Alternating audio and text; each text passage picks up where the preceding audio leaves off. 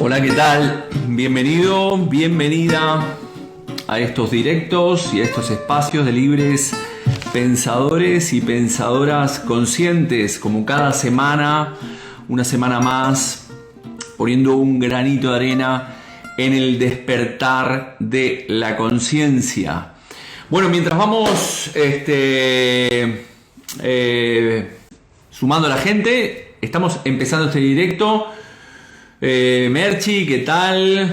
Pili, ¿cómo estamos? Bueno, gente que se va sumando a este consultorio de psicosomática clínica y transgeneracional. Mientras se va sumando la gente, Carolina Grijalvo, vamos a hacer un directo con Carolina en su canal el día 26, lunes 26 creo.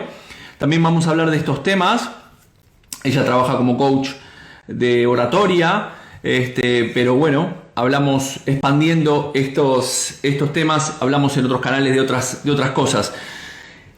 Nada, agradecer a todas las personas que estuvieron la semana pasada, en el cual hice la tercera parte del Kybalión, de los principios del universo. También gracias por los mensajes que me mandaron, las preguntas y las consultas.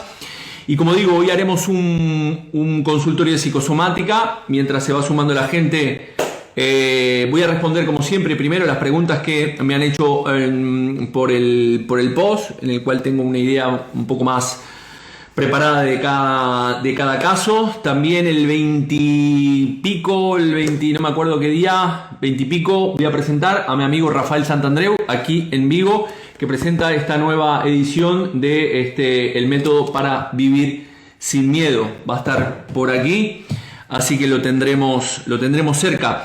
También recordarles que este fin de semana estamos de retiro en San Genjo, o San Genjo, como quieran decirlo, con mi amigo Miguel Valls, en el cual hablaremos de las 9 claves de la prosperidad.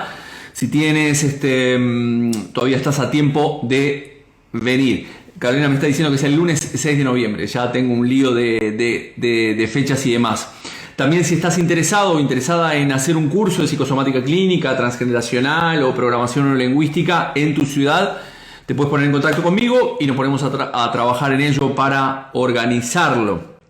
También, bueno, mientras se va sumando la gente, comentarles, estos días estaba de charla con unas personas, ¿no? Y en casa, y hablábamos de la importancia de ver las señales que el universo nos envía, ¿no? Es decir, ¿qué significa esto? Muchas veces tomamos las experiencias que nos tocan vivir y las enjuiciamos de una manera negativa, cuando en realidad esas no dejan de ser señales en nuestra vida. Es muy importante estar alerta a esas señales, porque, vuelvo a insistir, a veces las enjuiciamos como negativas y no dejan de ser pequeñas migas que vamos teniendo en el camino para tomar conciencia, ¿no? Entonces, bueno. Bien, antes también de empezar el consultorio, es importante decir que la psicosomática no solamente nos ayuda a resolver determinados síntomas que desde la medicina convencional o desde los procesos, no digo la medicina convencional, desde los procesos convencionales no ha llegado a una solución satisfactoria, o los conflictos se te repiten, el síntoma se te repite, tienes un tema que te dijeron que es crónico y que lo vas a tener para toda la vida. Entonces siempre exploramos desde la psicosomática clínica, como digo, no solamente nos ayuda a poder resolver determinados síntomas, sino que también nos ayuda a prevenir situaciones en nuestra vida, ¿no? Cambiando ciertos patrones conscientemente para que de alguna manera esos síntomas no se manifiesten. Yo habitualmente trabajo con programación neurolingüística, es decir, diagnostico con psicosomática o transgeneracional, vemos el conflicto en el árbol, y luego trabajamos con PNL, ¿no? También recordar que la psicosomática es una herramienta más que como digo, que te puede ayudar a poder incursionar desde una perspectiva totalmente diferente a como lo venías haciendo, y analizar esa problemática desde una perspectiva, como digo, emocional, porque hablamos de psico y soma, mente y cuerpo. De eso va la historia. Entonces, ¿qué hora es? Y 5. Bueno, vamos a empezar. Igual, de todas formas, también, como habitualmente me ha dicho gente, si quedaba grabado, sí, como queda grabado cada uno de los directos. Hoy realizaremos el consultorio mensual, respondiendo primeramente a las consultas que me han hecho a través de los posts o por privado.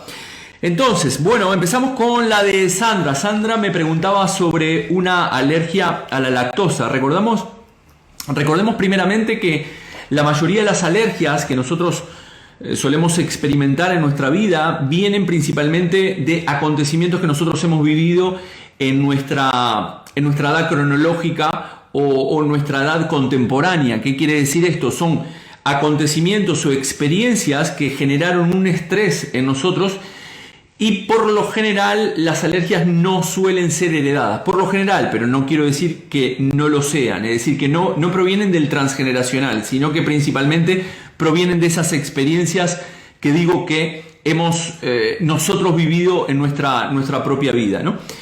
También es importante destacar que la alergia funciona como un sistema de protección psíquica. ¿Qué significa esto? Que básicamente cuando nosotros tenemos una alergia a algo, en este caso Sandra me habla de la alergia a la lactosa, ese algo, que es llamado el alérgeno, ha estado presente en una experiencia en nuestra vida que ha sido estresante, que la hemos vivido como dramática o como traumática, y por lo tanto lo que hace la alergia es de alguna manera de protegerme para no volver a vivir ese estrés que viví en el pasado en esa experiencia y que está almacenada en el inconsciente. ¿Se entiende este concepto? Es, al igual que el sistema de protección psíquica, lo que hace es inhibir, desplazar y proyectar. Cuando yo vuelvo a vivir una experiencia en el presente en el cual está alguno de los alérgenos que estuvieron, algunos de los componentes que estuvieron presentes en esa experiencia traumática, que yo la viví como dramática o traumática, al final mi inconsciente me va a tratar de avisar poniéndome o desarrollando esa alergia, ¿no? Puede ser una simple noticia, te dieron una simple noticia cuando estabas comiendo marisco y no te cayó bien, y evidentemente después tienes alergia al marisco porque se hace una correlación de que cuando estaba comiendo marisco viví una situación estresante y me dio un psicoshock, y entonces mi mente queda grabado el concepto de que comer marisco puede ser peligroso, y cuando como marisco el día de mañana mi cuerpo va a reaccionar de la misma manera, o puede ser cualquier noticia, como digo, o una situación de un accidente, ¿no? También recordemos una vez más que nuestro cerebro guarda hacia tres direcciones, es decir, que guarda no solamente lo que percibimos a través de nuestros 5 sentidos, también guarda una temporalidad, es decir, la experiencia ha sido almacenada en mi inconsciente en una temporalidad, en un día, una hora, una fecha concreta, que se irá luego repitiendo a través de los ciclos biológicos celulares memorizados, que descubrió Mark Frechet, y hoy puse un post en Instagram hablando de esto. Y también guarda una emocionalidad, los sentimientos también que he tenido en esa experiencia traumática. Como decía, cuando vuelvo a vivir en el presente una situación parecida a esa experiencia del pasado, mi cuerpo lo que hace es reaccionar, darme una señal mediante esa reacción alérgica para separarme de esa experiencia que estoy viviendo aquí y ahora, como un mecanismo de defensa, recordándome que esa experiencia o esa situación ha sido ya vivida por mí y que puede afectarme, y puedo también volver a vivir esa situación dramática. Para desactivar básicamente dicha experiencia, tendré que ir a esa experiencia que lo originó. Es decir, tenemos que ir a través de la terapéutica, ir indagando con el paciente, en este caso, con la persona que tiene la alergia, dónde se originó. Tengo que ir a esa experiencia del pasado, darle otra interpretación a esa experiencia, volver a almacenarla en mi inconsciente y generar ahora otra nueva relación. No es que el verde es dificultoso para mí porque estuve encerrado en una habitación verde, ¿no? Ahora hablaremos del tema de claustrofobia que también me preguntó Roberto, ¿no? Entonces, ¿cuál es la historia? Ir a ese pasado, darle una interpretación totalmente diferente, y a partir de ahí, curiosamente, ya no desarrollaré esa alergia. No sé si se entiende, ¿no? El problema es que muchas veces esta experiencia, como decimos siempre, está almacenada o guardada en algún lugar muy secreto de mi mente, allá en el inconsciente, y no nos es fácil acceder, y por eso la importancia de hacer una terapéutica en este caso.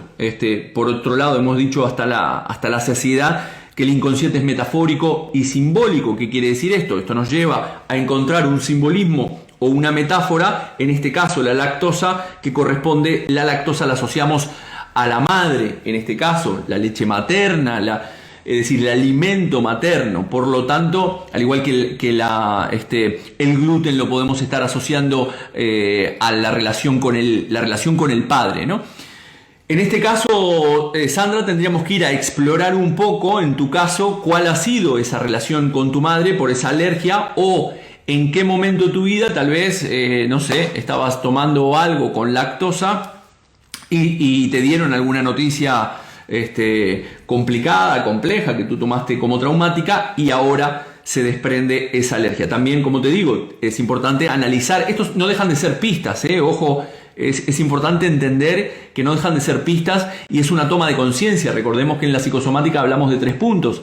Hablamos de la toma de conciencia, la toma de conocimiento, la toma de conciencia y la toma de conciencia liberadora.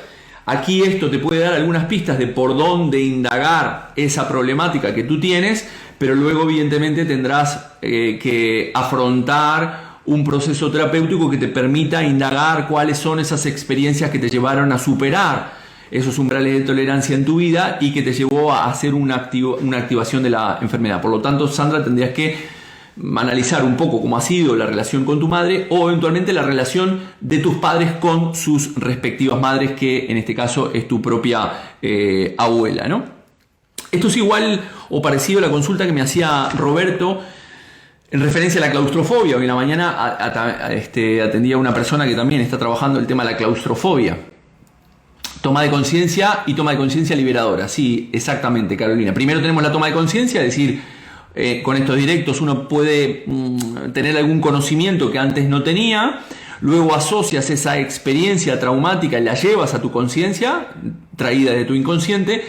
Pero no solamente eso, no solamente es ser consciente de que esto me hace mal en mi vida, sino que hay un trabajo también terapéutico para poder soltar esa experiencia. Por eso hablábamos de la toma de conciencia liberadora. Roberto me hablaba de la claustrofobia. La claustrofobia, ya sabemos que son esa fobia a los lugares cerrados, y aquí también podríamos encontrar experiencias traumáticas desde pequeño, al igual que como decía con el tema de la alergia. Experiencias de pequeño en el cual me pude haber quedado encerrado en un ascensor o en una habitación, y eso generó un cuadro de ansiedad en mí, y al final esto se despierta al día de hoy en mi vida y lo que hace es generarme esa fobia. La diferencia en este caso de la claustrofobia de lo que puede ser una alergia es que en este caso también no solamente puede pertenecer principalmente a nuestra edad cronológica, es decir, experiencias vividas en nuestra propia vida, sino que también podemos ir a buscar memorias, en este caso en el útero materno o en el parto, ¿no? Es decir, memorias de cómo ha sido. Si tienes problemas de claustrofobia, podrías preguntarle a tu madre de cómo ha sido del parto, del bebé que no haya podido salir, o de un parto peligroso, o personas que hayan nacido por cesárea pueden desarrollar una claustrofobia en su edad adulta, o por asfixia, o por el cordón umbilical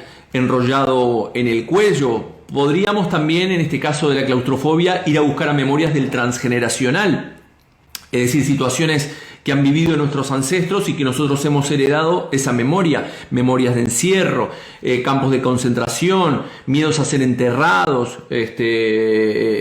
vivos, o no poder escapar de una situación. La situación que estamos viviendo ahora de guerra es totalmente dramática y traumática. Eso generará millones de problemas en la psique de estas personas, que evidentemente generarán sintomatologías el día de mañana, o costará mucho, llevará a generaciones, muchísimas generaciones, para poder limpiar este tipo de programación o de experiencias que se han vivido, porque es decir, las personas de Gaza pueden desarrollar una claustrofobia por no poder salir de su país para salvar su vida, ¿no? Entonces, este tipo de experiencias que son muy dramáticas y traumáticas superan siempre nuestros umbrales de tolerancia, y evidentemente esto puede ser reflejado en una sintomatología el día de mañana, ¿no? Por eso el tema de la guerra, como estamos viviendo, como se ha vivido en Ucrania o ahora en Gaza o Israel, son experiencias que para la psique quedan almacenadas ahí en el inconsciente y que son muy complejas luego en el futuro de trabajar, ¿no? Como digo, lo complicado en estas situaciones a veces son muy claras y las vemos, como en este caso del concepto de la guerra, pero en otros casos es más complicada porque están almacenadas allí en ese lugar secreto que digo, y es más complicado ir a cuál es la experiencia que originó esta situación traumática y que está desembocando en una sintomatología, en este caso de claustrofobia. Yo en mi caso utilizo la programación neurolingüística para trabajar o ir al inconsciente de la persona, ¿no? Más, Rosa me preguntaba, por aquí tengo unas consultas, también tengo un cuento que voy a leer.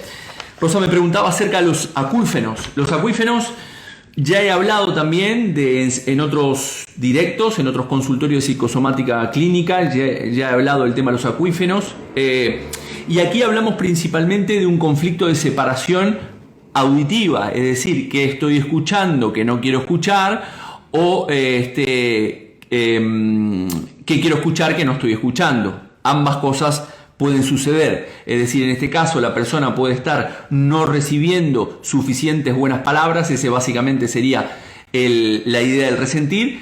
También podría ser una persona que vive en un entorno de conflicto, es decir, donde hay muchos gritos, muchas broncas en el trabajo, en su casa, sus padres tienen, entonces desarrolla un acuífeno, en este caso, que hace es, para no oír esas broncas dentro del territorio, la persona puede poner ese pitido, ¿no? Hay diferentes también formas de los acuífenos, ¿no? También es importante destacar que el síntoma es una herramienta, como dijimos, de toma de conciencia. Es decir, ¿de toma de conciencia de qué? De aquellas experiencias o cosas que no están bien en nuestra vida y que es importante prestarles un poquito más de atención y trabajarlas, ¿no? Porque el síntoma en todo momento me está mostrando un desequilibrio. Si yo estoy equilibrado, siempre estaré en lo que llamamos la homeostasis, en ese equilibrio psíquico, físico, biológico, dentro de los umbrales de tolerancia. Pero el síntoma no deja de ser también una toma de conciencia que me está diciendo de que mi vida no va realmente como tendría. Marta me habla, me pregunta sobre la anemia. Este caso también me lo preguntaron el fin de semana pasado que estuvimos el anterior, que di una ponencia en San Gencho, también en el Hotel Augusta, a través de Galicia, Bemer Galicia, en el cual me preguntaba sobre la anemia.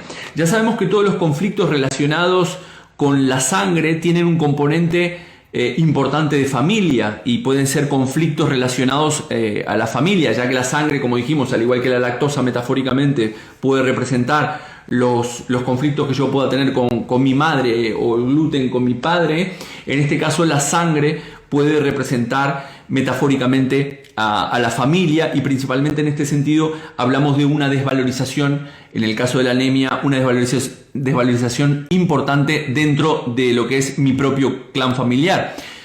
Pueden haber una desvalorización por aquellas cosas que nos hacen vivir, es decir, cosas que transporta la vida, la sangre transporta esos glóbulos rojos a lo largo de nuestras arterias a través del bombeo y de la vasomoción, la microcirculación que tenemos todos en nuestro cuerpo, que es el 75% de nuestro cuerpo, de todo lo que es las arterias, las arteriolas, los capilares. Y la vasomoción lo que hace es transportar. Entonces, en este caso de la anemia, lo que transporta la vida, los glóbulos rojos, la falta de alegría, sentimientos de no ser capaz, en el caso de la anemia, de no valer dentro de mi familia.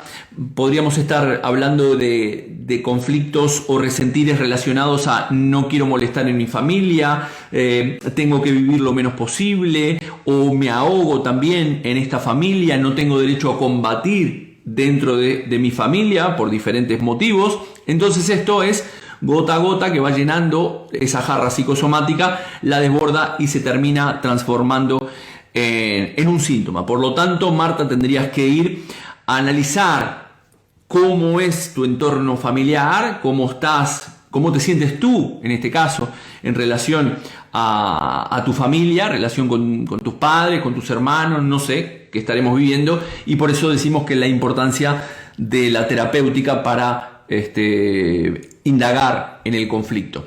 También me preguntaron acerca de qué significaban, esto no es una consulta del síntoma, pero qué significaba que leyeron por ahí el tema de los niños o niñas bastón, o el niño que se le llama niño para la vejez. Este tipo de niños, es curioso, suelen ser, no siempre, pueden ser o hermanos menores que le llevan, el hermano mayor lleva 10 años, o también pueden ser hijos únicos. He visto muchos niños bastón o niños para la vejez que son niños únicos, o eventualmente padres que tienen a sus hijos en una edad avanzada, y es como un mensaje de los padres inconscientemente para ser cuidados por los hijos durante su propia vejez. Por eso se les llama niños bastón o niños para la vejez, ¿no? Es decir, inconscientemente los padres piensan que no tienen a nadie que los vaya a cuidar, y curiosamente tienen otro hijo luego de haber tenido 2 o 3 o uno, luego 10 años después pueden volver a tener a otro niño o otra niña que le ponen un programa dentro de su proyecto sentido que es: deberás cuidarnos para cuando nosotros, o te hemos tenido para cuando nosotros seamos mayores, ¿no? Entonces,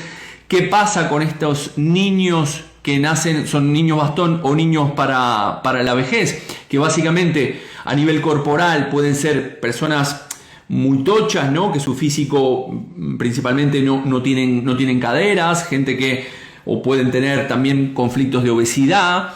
Es decir, son muy resistentes a las dificultades, pueden tener problemas el día de mañana para poder tener pareja o poder tener hijos, ya que están concebidos, o sea, su programación ha sido por parte de sus padres a nivel inconsciente de poder cuidarlos cuando sean viejos. Entonces, esta persona lleva esta programación en su inconsciente, y lo único que podrá hacer en su vida es darle salida a esa programación. Más que tenemos por allí, se entiende este concepto de los niños bastón, ¿no? El niño del proyecto sentido gestacional es algo bastante interesante, de cómo nacemos o cómo nuestros padres nos tienen en nuestra vida, qué pensaron nuestros padres o qué había en la cabeza de nuestros padres cuando decidieron tenernos, ¿no? Muchas veces hay padres que no tienen nada en la cabeza cuando tienen un hijo o una hija, ¿no? Es decir, no son conscientes de la responsabilidad que conlleva el hecho de criar una vida, ¿no? Andrés me preguntaba por problemas en el vaso. Bueno, lo primero destacar básicamente que el vaso tiene 3 funciones muy definidas, que son la reserva de sangre, filtrar los glóbulos rojos que dijimos que ya no cumplen, en esto que hablábamos de la anemia, ¿no? Que ya no cumplen esa misión de transporte en la sangre, y como parte del sistema linfático en ciertas tareas inmunológicas. Esas son básicamente los 3 problemas que podrían ser en el tema del vaso. También recordemos que en este sentido podríamos hablar o estar hablando de una desvalorización también dentro del clan, al ser esa limpieza de la sangre, no sentirme con ningún apoyo por parte de mi clan familiar. Esto básicamente sería el resentir, o tengo miedo a perder la sangre de una manera real o de una manera simbólica. O podría ser otro resentir, como siento que mi familia se está desmoronando. Esto podría afectarnos al vaso desde la psicosomática. Vuelvo a insistir siempre, porque si esto lo sacamos de contexto, para un médico, evidentemente nos dicen que estamos totalmente locos. Esto es simbólicamente, y hay que explicarlo bien de cómo la mente influye a nuestro cuerpo. Como digo, tener ese resentir de que mi familia se está deshaciendo, ¿no? También podría tener un sentido de desvalorización de uno mismo por no poder combatir en esa situación. Es importante entender que es la interpretación que de la persona, de la experiencia que está viviendo, que lo llevará a un síntoma u otro. Esto es muy importante entender. ¿Se comprende? Es decir, bajo una misma experiencia, una persona puede desarrollar una anemia o puede tener un problema solamente del vaso. Recordemos también que el vaso está relacionado con las preocupaciones, ¿no? Esta semana o la semana pasada puse un post relacionado a los órganos y las emociones. El riñón son los miedos, los pulmones son la tristeza, el hígado es la rabia, el vaso es la preocupación, y cada órgano puede tener una emoción asociada. Entonces es importante que cuidemos nos cuidemos y también seamos preventivos. Como decíamos, la psicosomática es preventiva. Es curioso cómo nosotros como seres humanos no solemos tener una conducta preventiva acerca de nuestras emociones y nuestro cuerpo. ¿Y por qué digo esto? Porque en mi caso yo también comercializo un equipo médico que trabaja la microcirculación, que es el 75% de nuestro cuerpo, como decía anteriormente.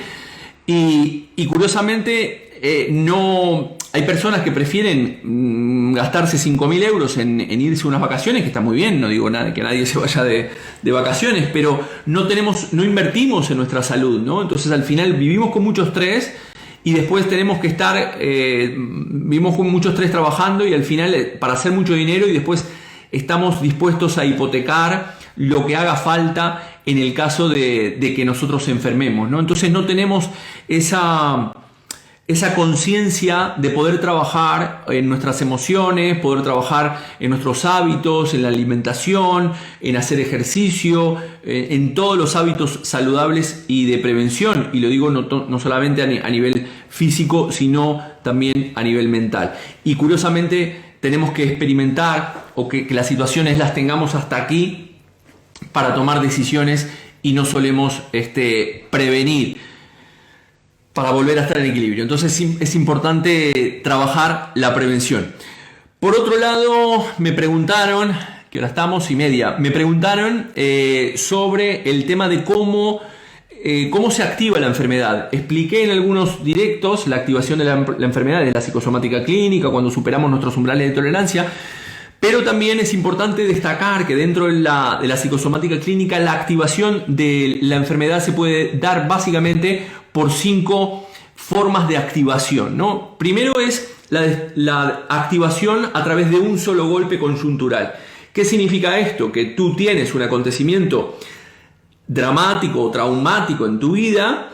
Esto te genera mucho estrés, libera mucho cortisol, tu cuerpo se prepara para esa lucha de esa situación dramática o traumática. Eso supera tus umbrales de tolerancia y eso pasa por los procesos de conversión, transformándose en un síntoma. Por lo tanto, aquí estaríamos hablando del desbordamiento de lo que nosotros llamamos la jarra psicosomática. Sería por un solo golpe debido a un psicoshock emocional vivido en una situación específica, en una situación externa que tú vives.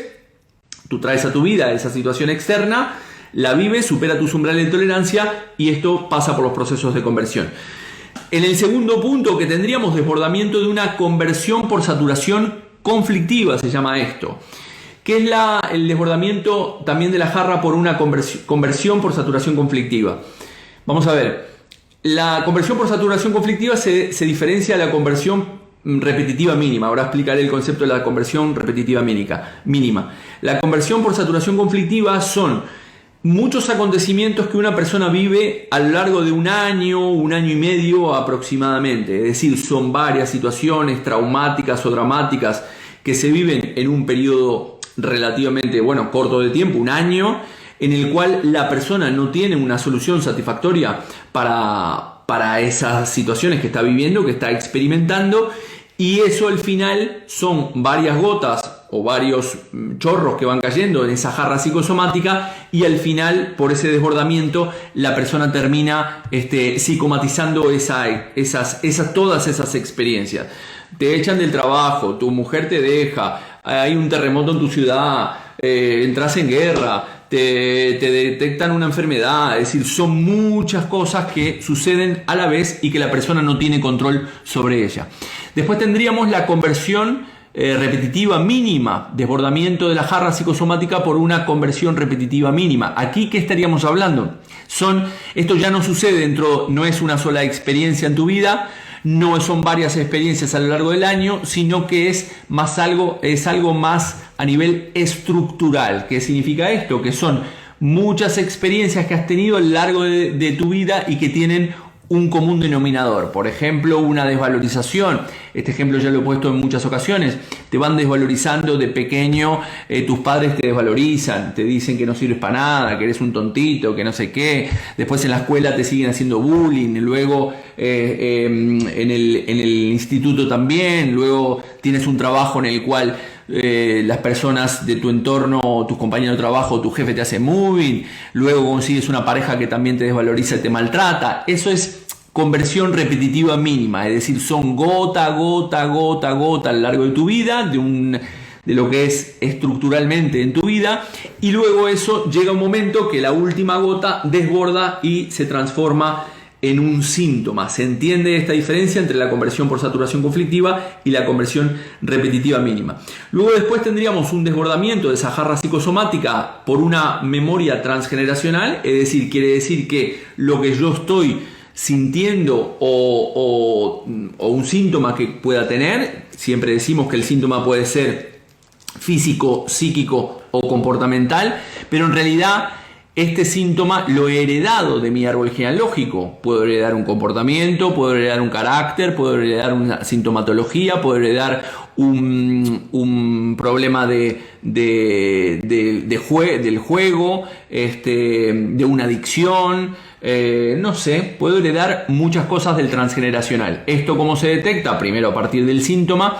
Y si vemos que no ha sucedido en la edad contemporánea la persona o en el proyecto sentido gestacional o en su etapa estructural, nos iríamos a buscar al transgeneracional, es decir, nos iríamos a ir a buscar a su árbol genealógico.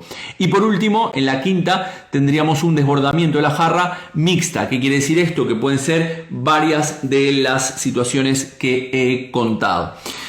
Bueno, estas son las consultas que me han hecho a través del post. Por eso digo, es importante para las personas que después me ponen, no trataste este tema. Principalmente doy prioridad a la gente que me escribe por privado o me pone una consulta directamente en el post. Así la puedo responder con más propiedad, ¿no? Y me gustaría ir, como ya dije, recordarles, me gustaría irme con un cuento y recordarles que este fin de semana tenemos el retiro en San Chencho. Todavía estás a tiempo de apuntarte si quieres.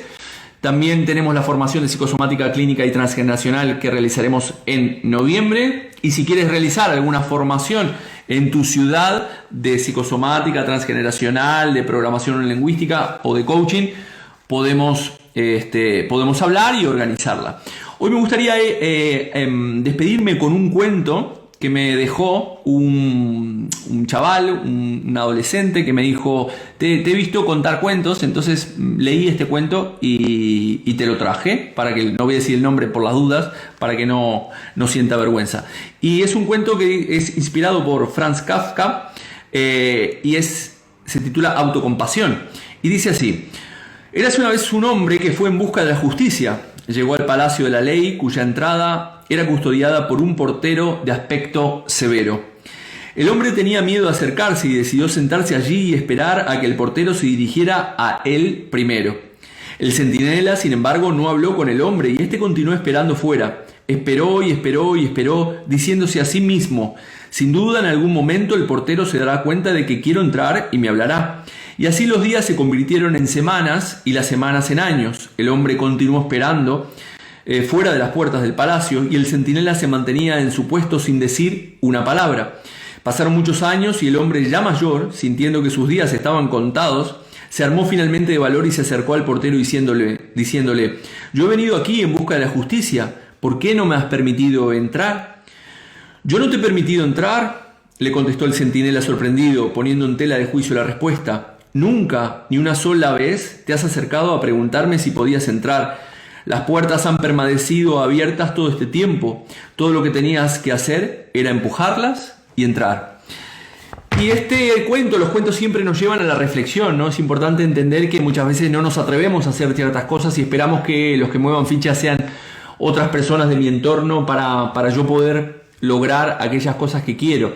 Por lo tanto, te digo hoy que no esperes no seas reactivo o reactiva en tu vida, sino que es preferible ser proactivos y estar siempre un paso adelante de las situaciones y muchas veces arriesgar y salir de esa zona de confort e ir a por las cosas que nosotros queremos, ¿no? Espero que te haya gustado este directo. Como siempre, quedará grabado.